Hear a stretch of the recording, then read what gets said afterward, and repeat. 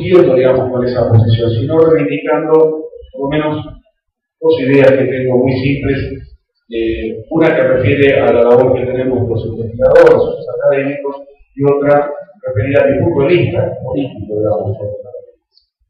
La primera, digamos, sobre la cuestión académica, quiero decir que quienes investigamos los temas sociales tenemos la obligación profesional de indagar en los sentidos históricos socialmente construidos, sobre los que se basa, sobre los que pivotea el posicionamiento político y ideológico de diversos actores sociales, de diversas personas, respecto de la definición de lo que es la nación y eventualmente el lugar que ocupa la nación en Madrid. Yo sí con esto. Es necesario que podamos suspender por un momento nuestro posicionamiento como ciudadanos para poder entender el punto de vista de los otros, incluso el punto de vista de los keltas y el punto de vista de los británicos. Y desde el punto de vista político, y esto de nuevo es una opinión personal, digamos, yo pienso que decididamente hay buenas razones políticas, jurídicas de orden internacional y nacional, históricas, para que continuemos reivindicando nuestra soberanía sobre las Malvinas y las Islas del Atlántico Sur. Pero también es deseable, y también es básicamente necesario, que en la construcción de un debate público de una república democrática podamos aceptar que va a haber siempre actores que, aún reivindicando Malvinas, lo van a reivindicar desde un punto de vista distinto, y va a haber actores que no las van a reivindicar y que seguirán formando parte de la nación. Por todo caso, lo que inició la unidad. Y esto es algo que a veces nos cuesta, me parece mucho lograr.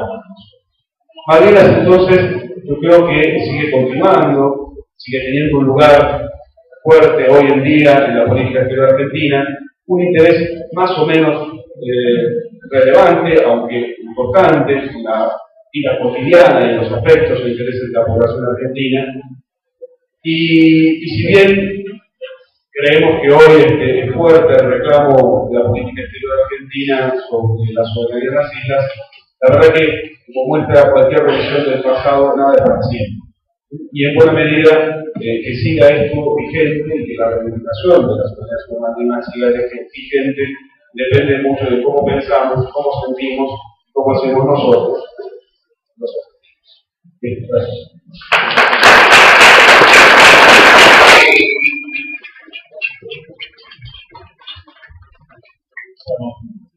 También ahí atrás, sí. Quiero dar las gracias a la invitación que he tenido para estar con ustedes, generar algún tipo de efecto. Una gran cantidad de acuerdos horizontales que sí posibilitaron acciones conjuntas. Desde la Armada facilitando los destructores tipo 42 que tenían en esa época, que eran similares a muchos de los que los británicos traían en la flota, algunos de los cuales están en el fondo del Atlántico Sur hoy.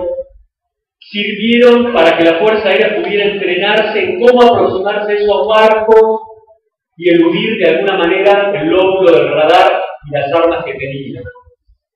Otro ejemplo fue la defensa antiaérea en Puerto Argentino. La defensa antiaérea en Puerto Argentino fue un accionar conjunto.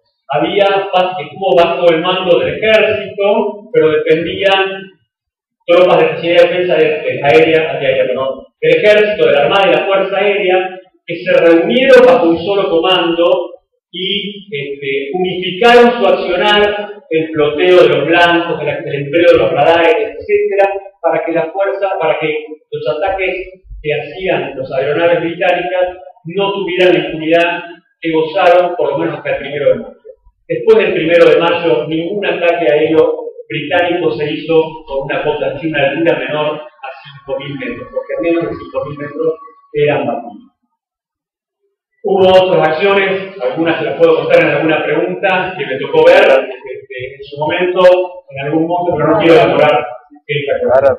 Pero sí hubo acción militar conjunta, lo que no tuvo era la calidad esperable de algo que tuviera una conducción superior organizada y eficiente.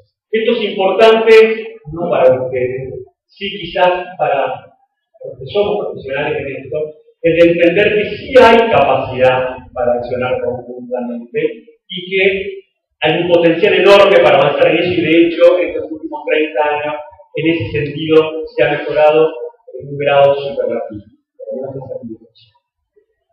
El otro estereotipo que les quiero mencionar es que las tropas argentinas no combatieron en Malvinas y que prácticamente fue un paseo para los británicos desembarcar en Malvinas y llegar acá. ¿Puedo pasar la placa?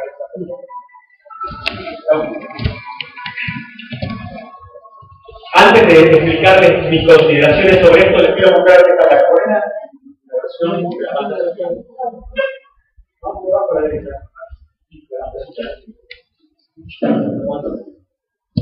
¿Lo pueden ver al fondo o no?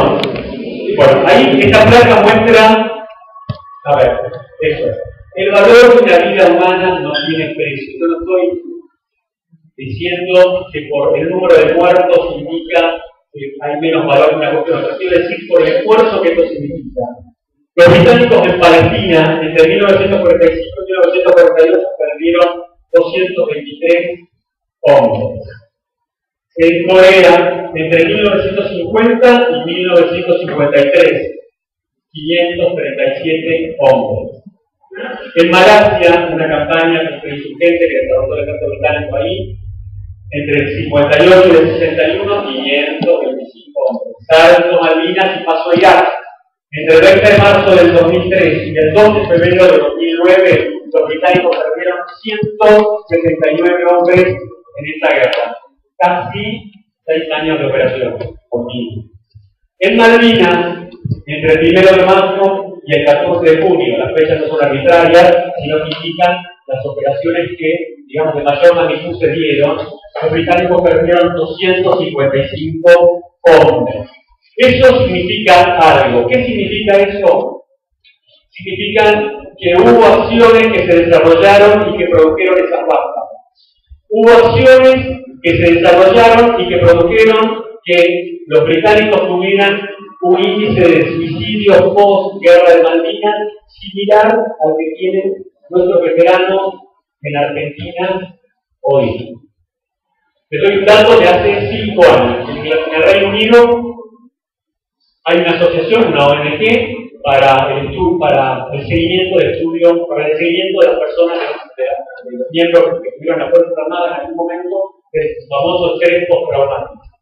En el año, hace 5 años atrás, hubo alrededor de entre 350, ese es el número, de veteranos de la guerra de Malvinas, británicos, que solicitaron de esta asociación apoyo por estrés postraumático.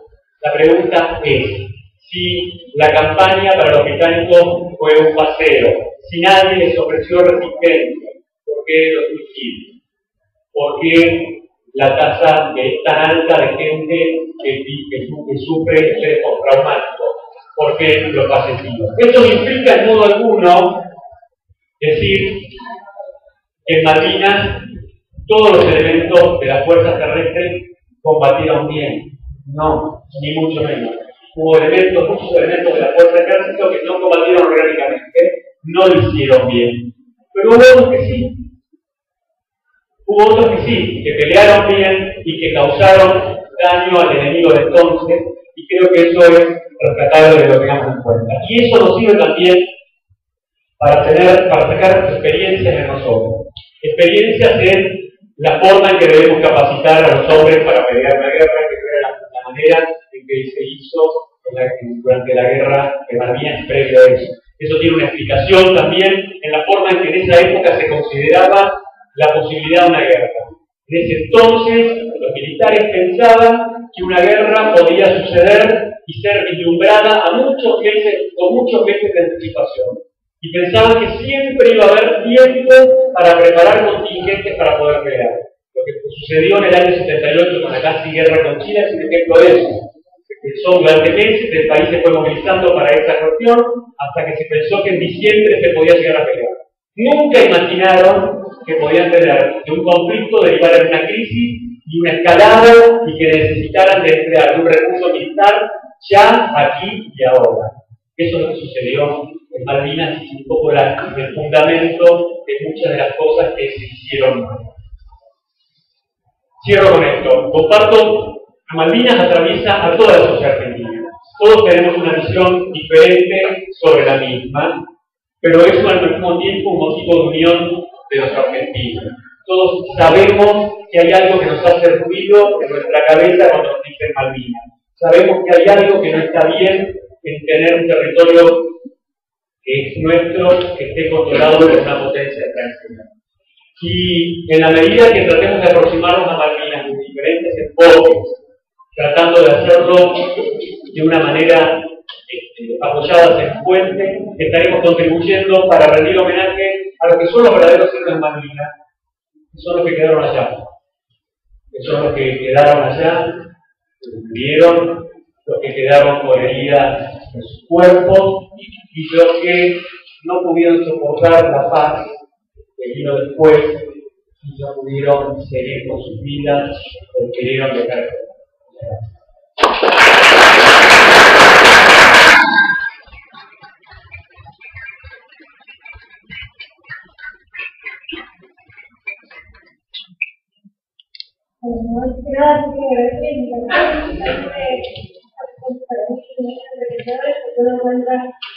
Una audiencia que se interesa totalmente muy valiosa. Una perspectiva completamente distinta a la de ellos, que lo de yo no investigo Malvinas en el marco de una universidad o de algo así, sino que tiene un interés personal que con un colega historiador hace 10 años empezó a tomar forma. Tuvimos que hacer un libro que mostrara la experiencia de la guerra en las ciudades del sur, y empezamos a recorrer archivos de fotografías que existieran la guerra de Malvinas. En ese camino medio azaroso, vimos un archivo de Londres que tenía un montón de fotos de la guerra de Malvinas tomadas por Argentina. Tomadas por argentinos por ingleses. Finalmente hicimos un libro que tenía más que ver lo que queríamos hacer, pero en este camino trajimos de Inglaterra una serie de fotos donde se ven las argentinas en las trincheras, esperando antes del 1 de mayo, que se empezara la guerra o que no se desatara, todavía esperando.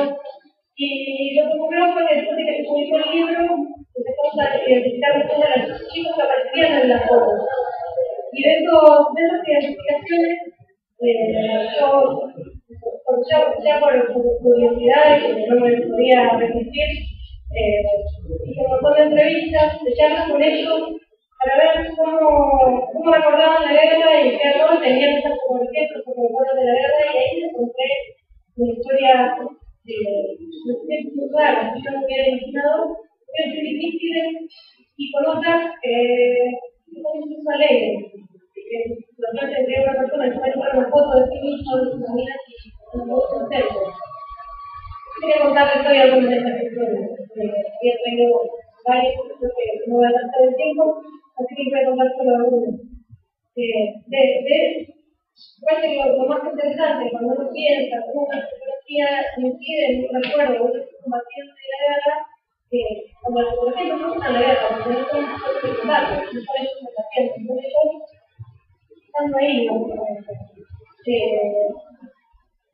es muy difícil pensar que le lleva a una persona cuando le lleva una foto. El caso de Hugo, que fue, diría, mi caballito de batalla, Hugo, que fue maravillosa.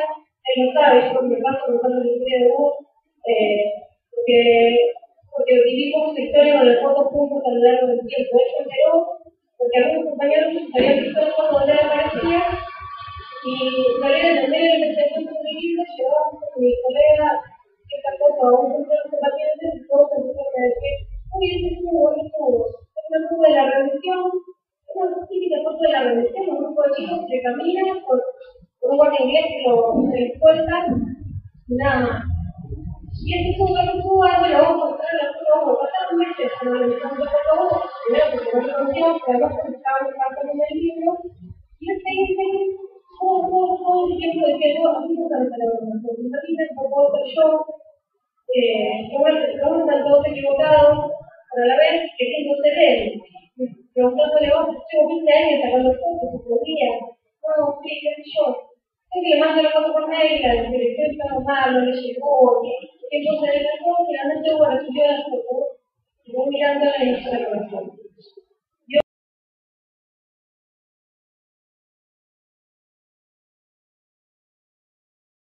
Digamos, con esa posición, sino reivindicando por lo menos dos ideas que tengo muy simples.